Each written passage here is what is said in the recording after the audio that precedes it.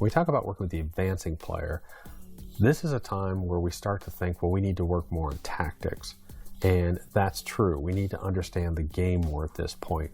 But unfortunately, we need to remember that most of these kids that are now advancing players come from programs that don't have a basic skill program.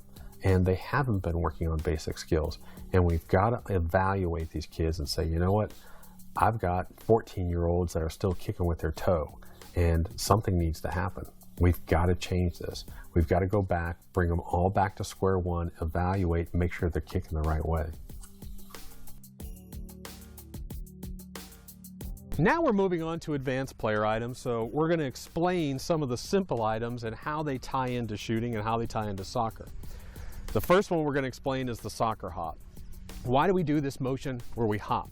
Let me show you the 3 key points to it. Number 1 is when you receive a ball in, we're taught to receive a ball and touch it so it's out here so that we can step into it.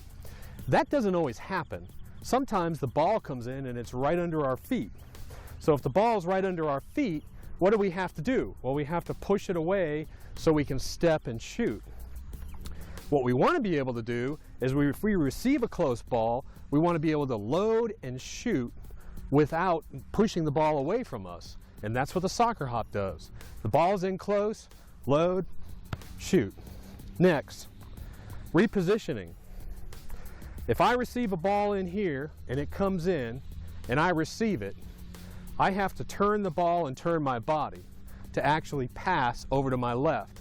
If I receive the ball in close with the soccer hop, while I load, I can turn at the same time. So if I receive the ball, again, I can hop and I can turn. Receive, hop, and turn. Receive, hop, and I'm loaded to shoot. Great for wall passes. Point number 3 is one-touch shooting. If you receive a ball in and you're here, the average soccer player, whether it's a beginning or even advancing soccer player, wants to receive the ball and then do several touches until they feel comfortable at the point to load. And what we want them to be able to do is receive, one touch, hop, load, and shoot. Fast shooting, that's the key to it. But you have to understand the soccer hop. You have to understand that the first thing you do is right after your touch, load. Touch, load, shoot. So let me go ahead and show you, give you one example. Lindsay, why don't you go ahead and pass me in a ball?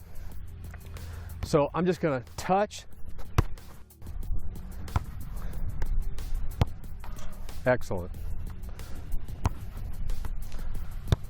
Excellent. Very good. There you go. Excellent. Hop and leap. Get rid of that extra step. Touch. There you go. Perfect. Touch. Shoot. That's the motion. We can receive, hop, and turn and shoot. That's where the soccer, it's actually a pivot as well as a hop. Now what we're going to do is we're going to form a triangle and we're going to learn how to receive, hop, and pass. We're going to hop and pivot while we load and pivot. So I receive, I hop, pivot, and load. Receive, hop, pivot, and load. Again, you've got to start this in slow motion. It does not work fast in the beginning. So let's go ahead and try it. Ready? Lindsay, pass me a ball and I'll start. Touch, hop, go. Touch, hop, go. Touch. We try and do it with one step. Touch, hop, go. Touch, hop, go.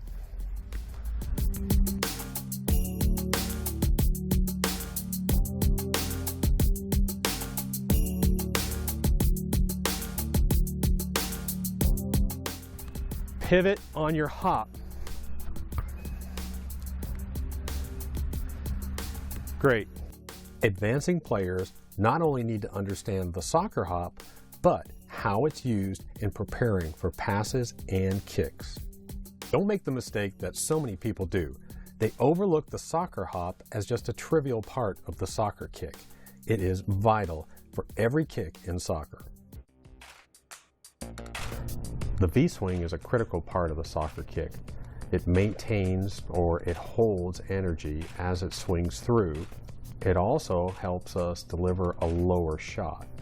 If we break that V-swing down and we flip that foot out, the ball's going to go high, like 70% of finishing shots do. Maintaining that V-swing delivers power and helps keep that ball low. Now let's talk about the V-swing when it comes to the advancing player. This is where we're going to step it up.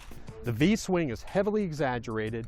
It comes way back and way forward. I want that knee coming up to the chest. When we do this, be careful because several times we'll have knees hit chins.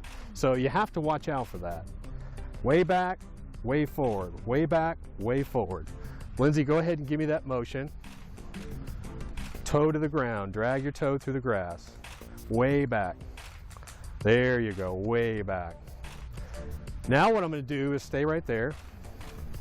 I'm going to show you the difference between a high power shooter and an average power shooter. What I want you to do is put your hand on my shoulder and I want you to do a load back with a V-swing, toe down. This right here, feel that pressure? That's a high power shooter. That's high power. The load, the thigh, everything, the tension is there, it's in it. And it comes through and it explodes right there and then it releases. We try and not let the leg go straight out. There's still a little bit of a V, but we want to load heavy, explode, and follow through.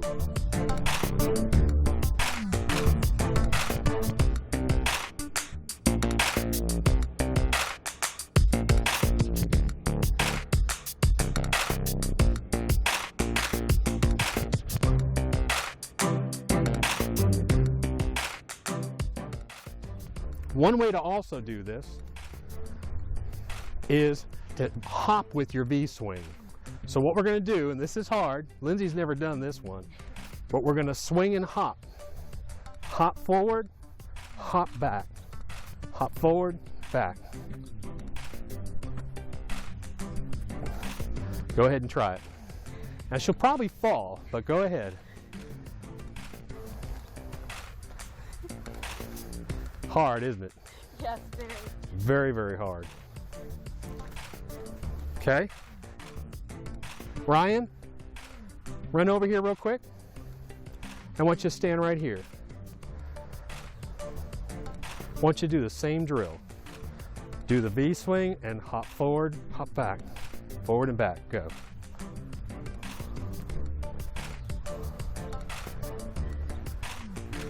He's done it before.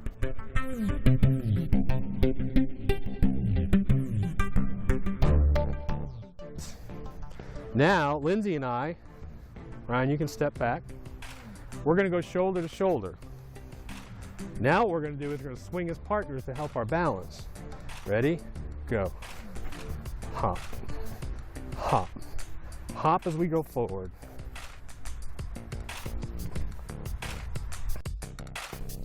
Advancing players need to feel the hip, thigh, knee, and lower leg all working together as one.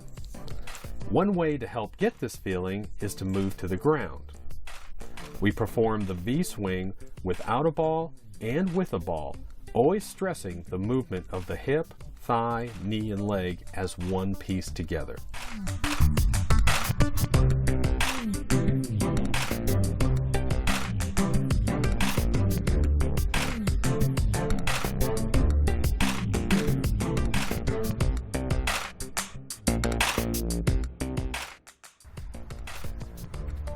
Stop. Now we're going to put a ball in front of that. Integrating the V-swing into the kick was very important on the straight kick. It's important on every kick. The side of the foot, the straight kick, the outside of the foot, but it's extremely important on a straight kick. So what I'm going to do is we're all three going to shoot, but we're going to start with the hopping motion, and then we're going to go forward with our bodies, and we're going to, instead of hopping, we're just going to come off the plant foot. So Ryan, why don't you go first?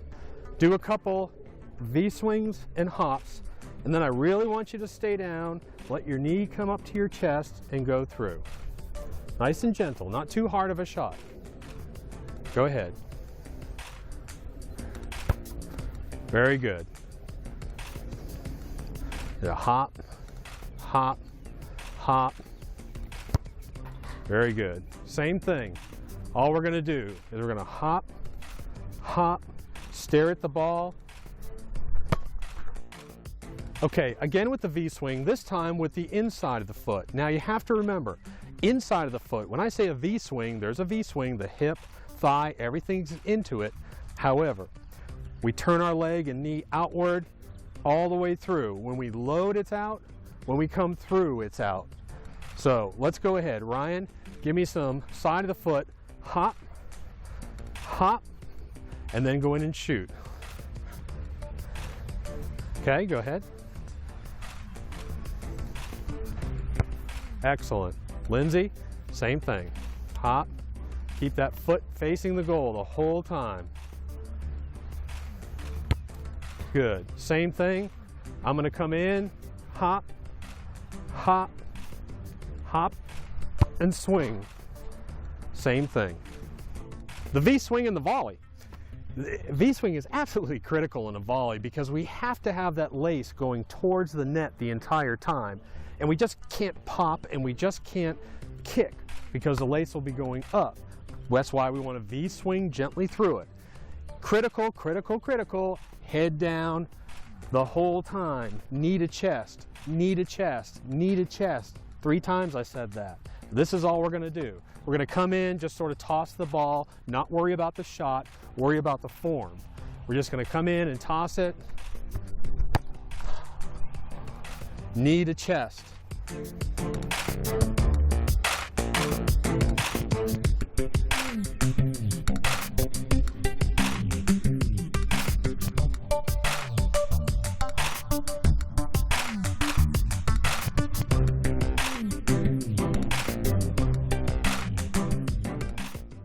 Keeping that down and not wanting to strike a ball while we're up is the critical movement here. Go ahead and throw me a ball from there. And this is what we're going to do. My knee came right up to here because my head was down and the ball went dead low because that allows me to keep that lace in the same position all the way through. The volley shot. All the way through, even on side of the foot, all the way through, forward motion. I want you to understand why perfecting your volley shots is so critical, and why we slow them down to basic motions. First, take a look at a very advanced player making 2 volley kicks. Both kicks seem very good. However, when we slow them down and look at the ball flight, you'll notice that one shot is on goal and the other is high.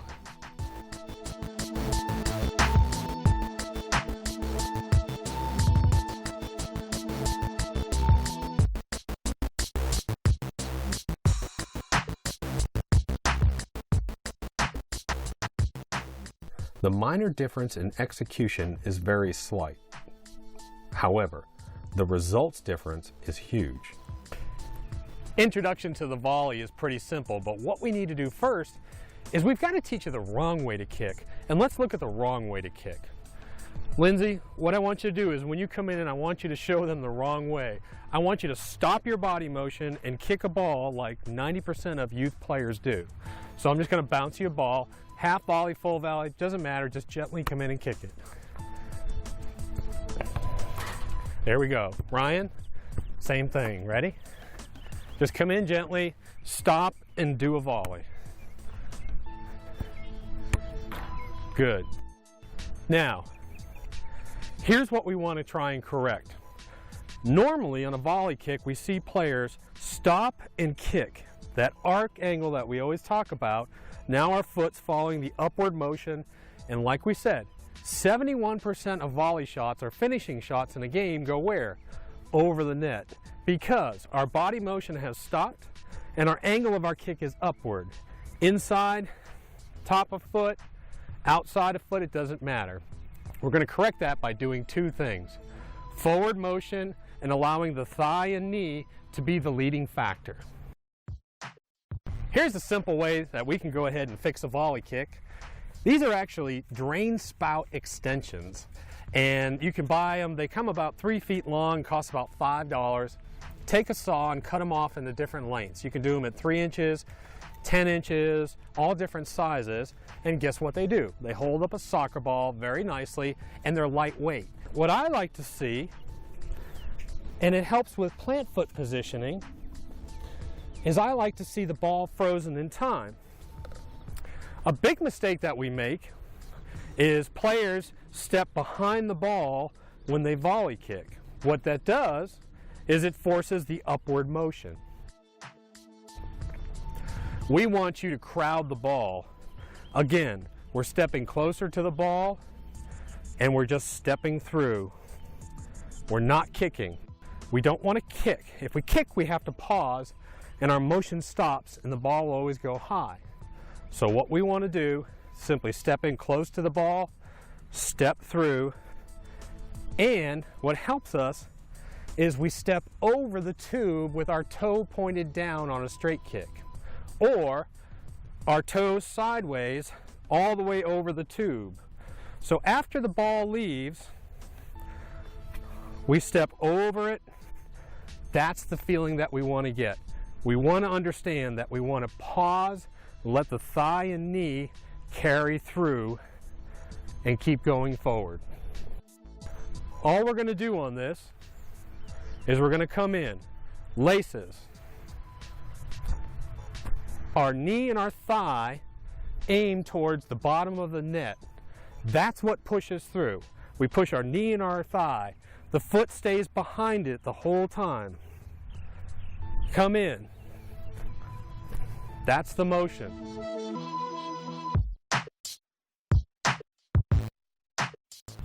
Side of the foot.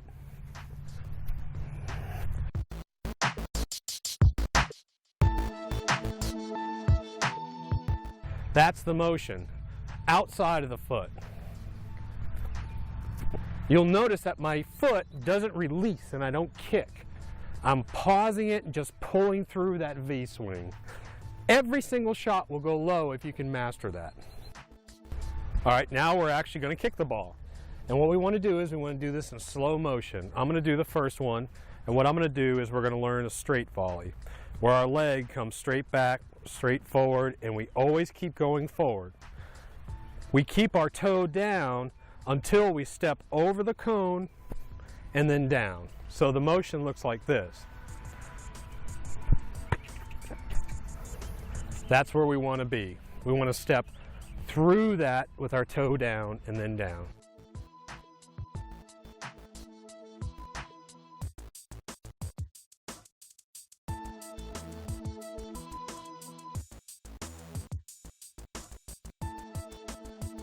When we eventually speed this up, we can actually come inside of the foot, and we can do this with a very hard push, and we can add power to it later. The shot will be hard, but if we focus on the top quadrant of the ball, we let our body never stop, let our knee go towards the bottom, it's always low 100% of the time. And we just simply go. Very powerful shot. You don't have to kick it hard. The ball goes low every single time. Remember, the correct form on a volley kick can never be learned until we do this step. We have to use the frozen ball or very slow motion reprogramming phase first. The next step is to introduce a slower bouncing ball. More control, the ball is simply bounced in front of us.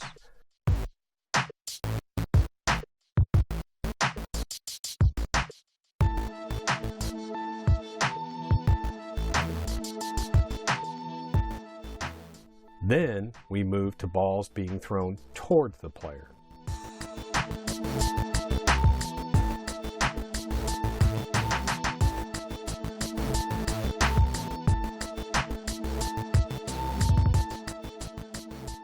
Anytime you see the foot flipping through, it's time to back up, slow down, and reprogram again.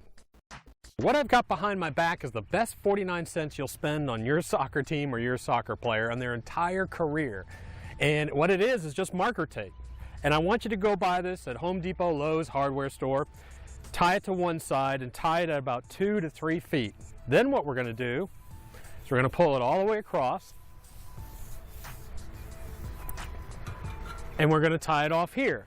Now, the point of this and the game of it is no goal counts during your practice unless it goes under the tape. Every shot has to be low. It's easy to shoot high. It's easy to shoot over the net, but it's hard to shoot low. It's a wonderful drill, and if you can get soccer players in this mentality, it's going to do wonders for you. Normally, 70% of these balls are going to go up high, and what I'm going to try and do is I'm going to try and get every one of them low and under that tape. A little slow motion, exaggerated. I'm going to do front, side, anything I can do, but I'm going to exaggerate and try and let my hip step through.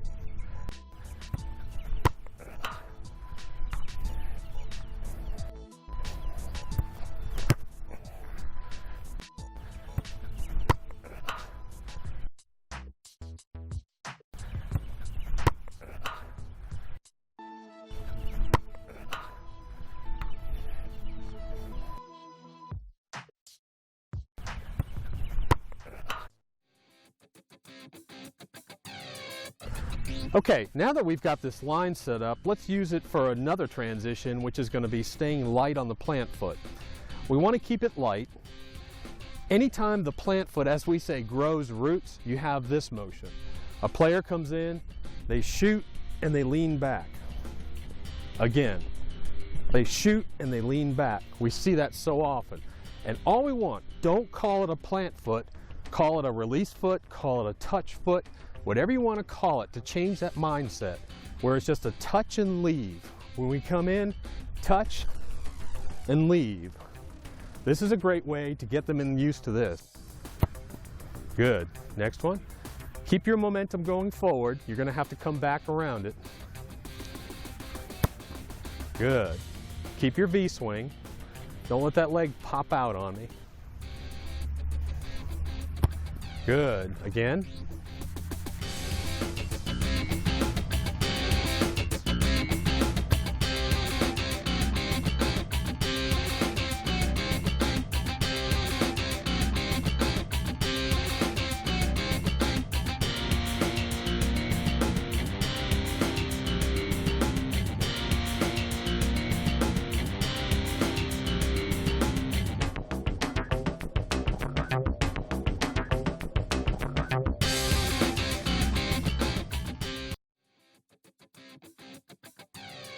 All right, let's talk about the plant foot, and let's talk about the plant foot in relation to, do I step in front of the ball, even, or behind? Simple rule of thumb. Most of the time, I want to see some part of the ankle actually lined up with some part of the ball. So when we come in, when we actually are going to plant next to a ball, either it's the back of the ankle, front of the ankle, or dead even. Going to give you a lot of leeway here because there are a lot of different kicks. But go ahead and let's show. Just come in and just step next to the ball with your ankle pretty much. There's a good plant. Now hold that right there. That's the average foot plant when you look at advanced players. They're going to be stepping right next to the ball. They don't step behind it. They do step in front of it, but they almost never step behind it. Okay, go ahead and step back. The one time we are going to step behind it is if we have to shoot like a keeper, if we have to shoot a very, very high shot, that's when we might actually step behind it because we have to have that upward arc angle. So hop in and let's have your foot plant right about here. You're going to see keepers. When keepers come in, a lot of time, their foot's going to be behind the ball because they want to do a very high arching shot. But when they come in, you'll notice that when they strike, their strike is on the upward angle, of the ball. So they strike, and right after the strike, they're going upwards. That's why it's behind. Now come in, right next to it. Now because we're right next to the ball, as our foot comes in and strikes, you're actually striking dead on the bottom of this arc angle.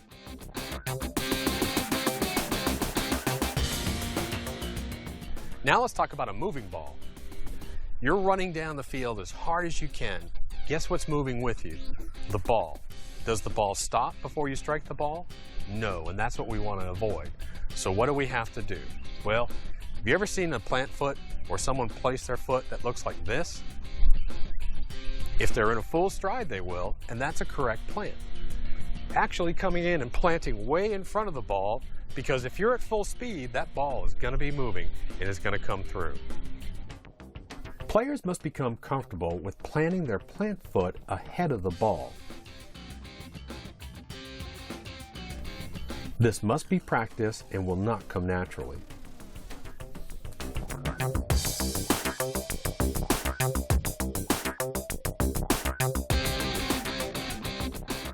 Watch this clip closely and watch how far away the plant foot is set before the ball comes in.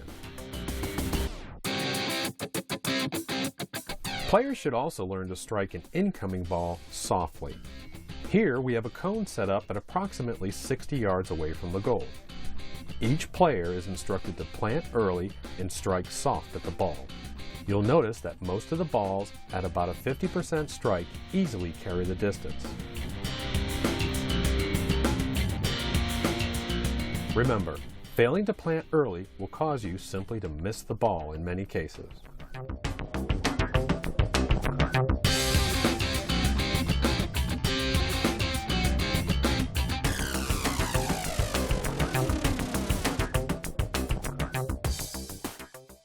We're going to talk about the plant foot and where it points.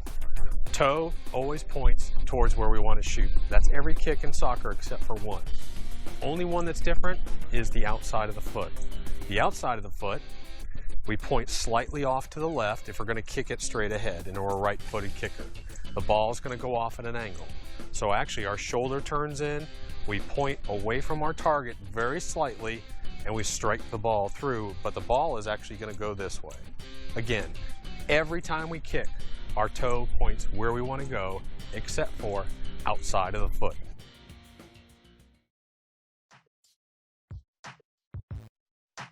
In-stride shooting, we talk about it all the time, but it's the hardest thing to learn, even in advancing players. We've got a bunch of footage of great players that can't do this because they don't practice it. Obviously, you're not going to be able to do it if you don't practice it. It takes a lot of work. It took a long time for me to even get close to being able to do this. But if you watch the top players, especially big players, they have a tendency to super stride and then shoot.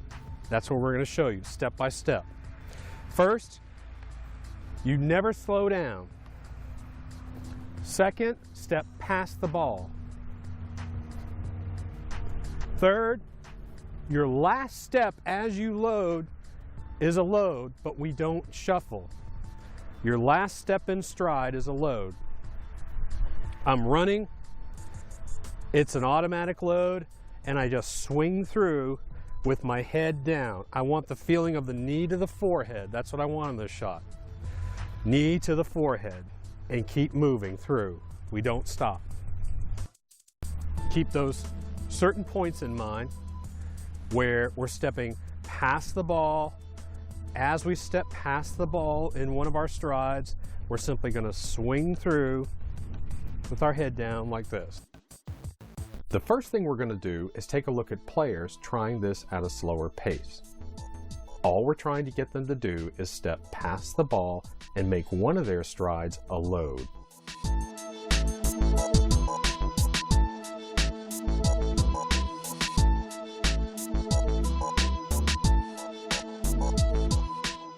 Now, we're going to look at players increasing the speed.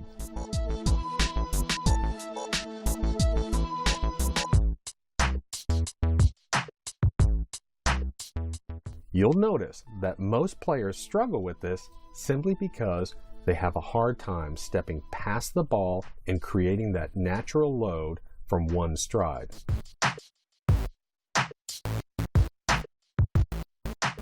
In-stride shooting is absolutely key for all players to learn. It's not natural. They will resist this, and it's hard for even advanced players to learn this form. The wonderful benefit about in-stride shooting and stepping past the ball is that the majority of shots will be low and fast. We're about to show you a few clips.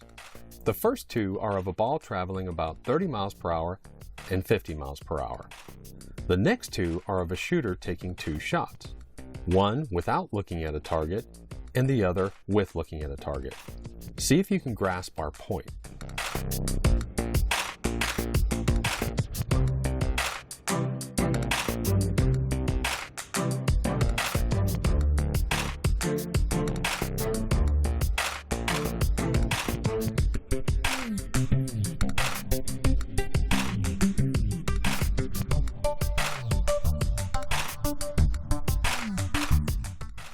Our point, increasing power or ball speed has little change or effect on the reaction time for keepers and defenders.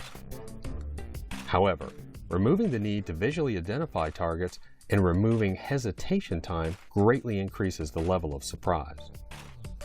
We're going to show you how to become more of a reactionary shooter by 1. Using your natural radar, 2. Shooting through traffic, and 3. Shooting with close pressure.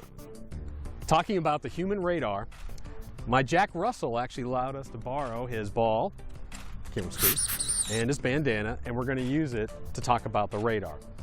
The mind is an extremely powerful thing, but it has to be exposed to what it's trying to understand before it can understand it. What we're going to do is a simple drill. Every player needs to do this. They don't need to watch it. Every player needs to do this. Now what I want you to do is just turn and throw at the target. Just look at it, turn and throw. Throw it at the bottom of the target. Now, put on the blindfold.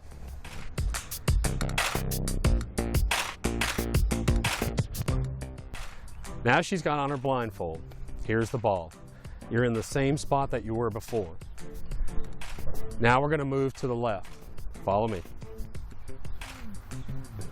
Stop. Move back. You're back where you were before. Now we're going to move to the right. Stop.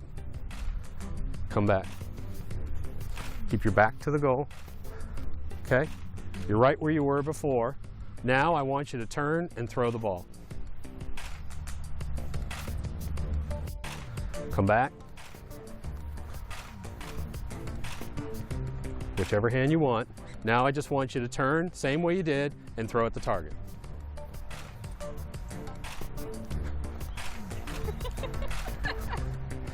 It takes time, and you have to work on this, but you'll start to understand you don't have to see something to understand where this is. You will eventually understand an approximate location of where you are and where your target is. Even though it's to your back, we understand that I know where it is. I know where it is. I know where it is. That's the sense that we want to have with a soccer player.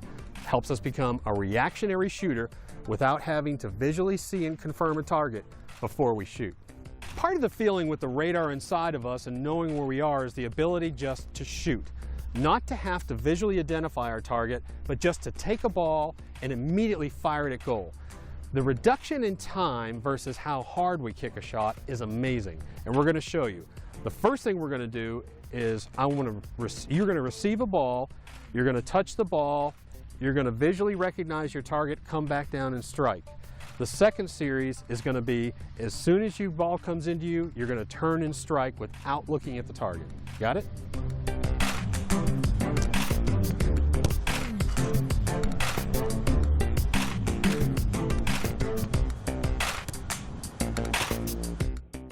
While you watch the following clips, I want you to understand one thing. Visually confirming your target not only adds time to your shot, but also takes your focus away from the ball. Often, we must take additional touch when our eyes return to the ball.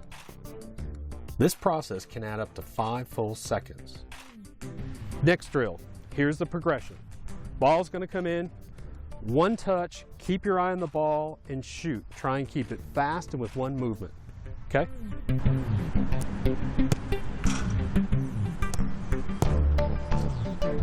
Now, watch what happens when we remove any touch at all. You'll notice that the preparation time for keepers and defenders goes from about 2 seconds down to almost 0.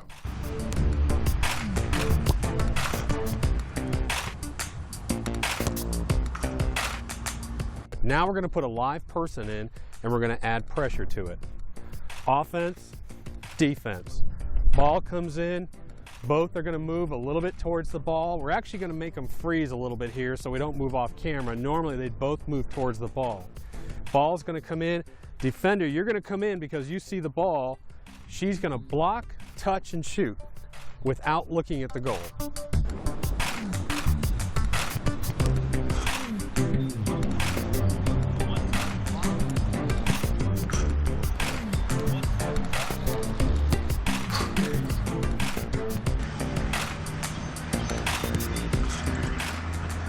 I don't have the time to look. I've got to touch it fast, and I've got to move fast. As soon as I touch, shoot. Soccer hop. Hop, load, shoot. Use that soccer hop to pivot and load. Facing here, hop, load, shoot. This is one of my favorite drills. We call this Big Brother, Little Sister. We're mad at Big Brother and Little Sister, and we want to hit them with the ball. Not really. But we don't want to use real players for this drill, so we use boxes. You can go out, and what you can do is we've bought, they're $1, $1.50. They're about 12 by 12 or 14 by 14 by 36 boxes. Stand them up, and now you have defenders. It's a great way to practice, and what we're trying to do, it's okay to touch into traffic and hit someone. When you shoot, you don't worry about your crowd. Don't feel like you have to have this big room to shoot. That's what we want. Touch, shoot. If it hits someone, it's okay. 50% air, 50% people, 50% chance of it going in the net. That's a great percentage. I'm going to feed a ball in. I've got 3 diagonal sections in here that I'm going to feed into. So let's go into number 1. You ready? Great.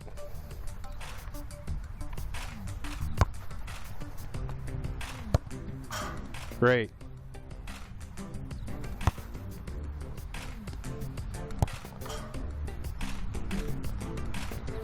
Now, there's a good example. 3 shots, all air. Doesn't always happen that way, but that's a perfect example. Great. Second spot, over here more. Touch it in. Great, perfect. That's what I want to see. Ready? Perfect. Only 1 box was hit. A great way to practice.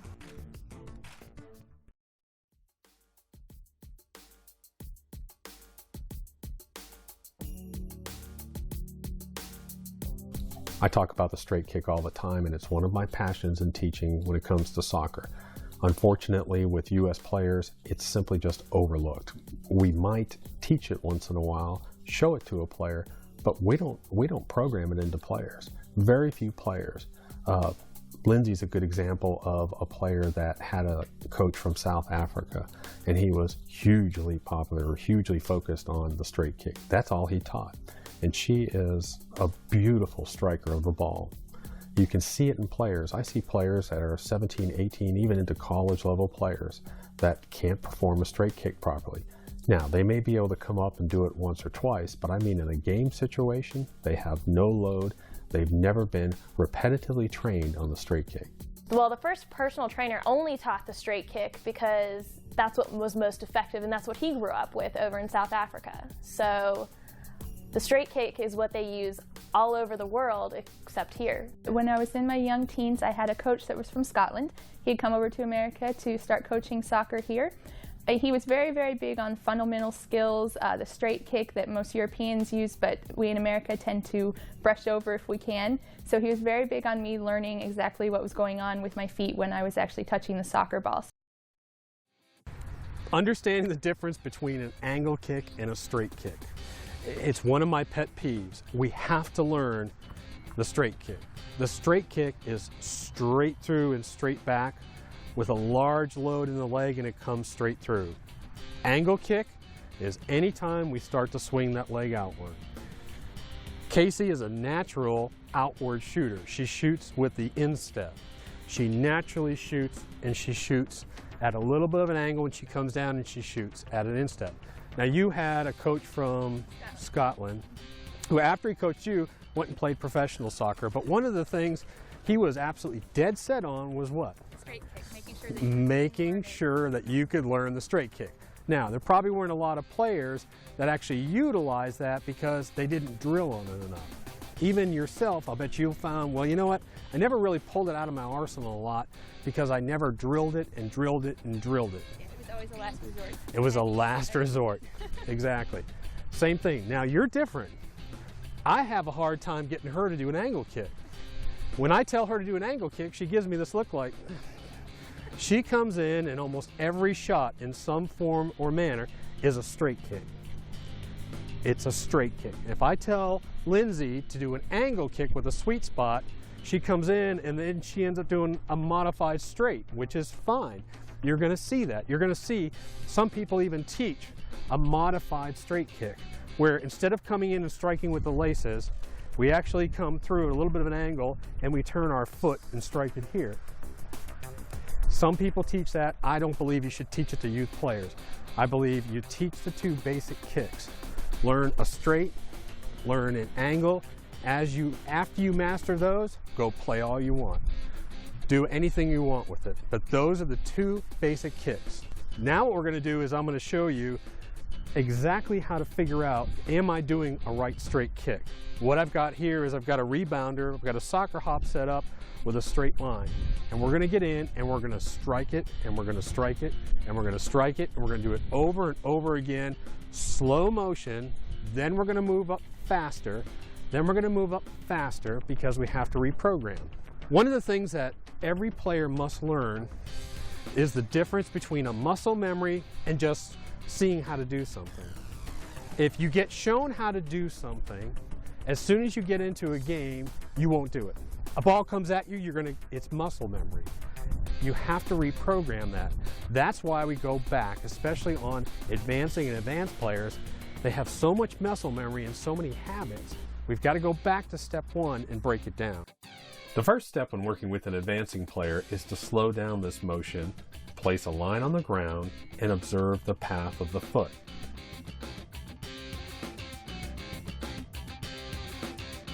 We make any corrections that we need to with either the path or position of the foot. Corrections may include a foot path that swings outside or inside the line, or an ankle turn.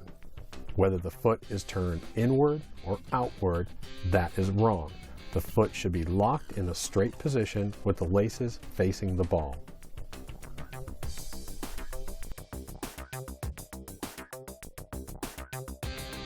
Step number 2, the player strikes down the line, maintaining a straight leg and straight foot straight down the line. Step number 3 is we move back slightly, move the ball off to the side of the line, still reinforcing that there is a straight line that the leg and foot need to travel. Next, we shoot on goal with a straight line still present, increasing the speed and power. Remember, we want the line on the ground to reinforce in the player's mind that this is a straight path.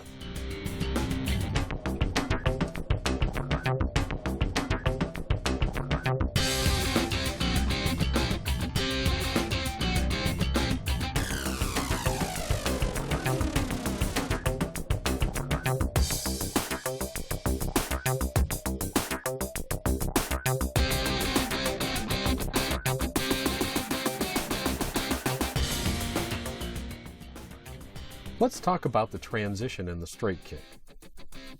There is definitely a transition in the straight kick from a beginning to an advanced player. When we start with the straight kick, we have a smooth step-through motion. There is little explosion at the ball, and we simply want the player to maintain a V-swing through the shot. As the player advances, we can then work on having a strong explosion point at the ball. This eventually becomes a very quick, powerful, explosive shot. You'll notice, as this starts to happen, the ball will be very powerful and have little spin. Using a straight kick, but we're going to use a straight kick and we're going to play with striking the ball off center. We're going to watch the spin and we're going to watch how the ball deflects. Deflection is not a turn because of pressure differences. Deflection is I push you on the right side, you go to the left. That's what deflection is. I push the ball on the right side, it goes left. So when we strike the ball on the right side, two things are going to happen. We're going to strike it on the right side. The ball is going to deflect to the left, but it's also going to have a right to left spin because we also have friction on our foot. And the friction is going to apply torque and the ball is going to spin. Now the only thing you have to concentrate on for this exercise is maintain your straight line, and I want you to strike the ball right about here. and I want you to watch your foot strike the ball. I don't want you to watch for results on this, okay? That's the hard part, because you're going to want to see what happens. I don't want you to see what happens. I want you to watch your foot strike perfectly right here, okay? So we're coming through, and we're going to do pretty close to a full speed kick. We're just going to stare at that right side, strike, and watch our foot hit it. We have to come in perfectly straight.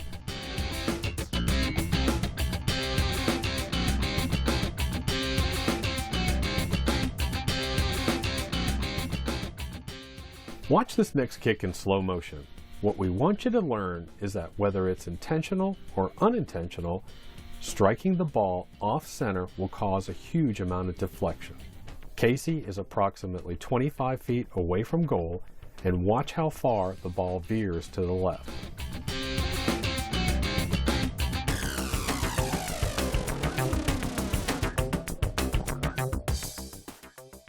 There's only one way that an advancing or an advanced player can learn the straight kick. It's through repetitive motion training. Repeating this kick over and over, time and time again, will slowly and gradually program the muscle memory.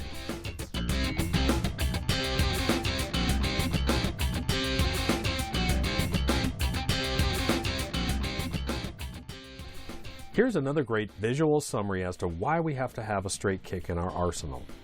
Keep in mind during this drill that Lindsay has been told to only use a straight kick. Casey has been told that she must approach the ball from a 45-degree angle and use an angle kick. I want you to look at this picture. We have a line on the left and cones on the right. I want you to imagine that both are defenders, one on the left and one on the right. You'll notice that with a straight kick, we can continue a straight travel, the ball stays in front of us, and we have the ability to strike. However, when we move to an angle kick, we are forced to either step across the line into a defender's path or push the ball over the cones into a defender's path. This is a crucial element for any great striker. Now we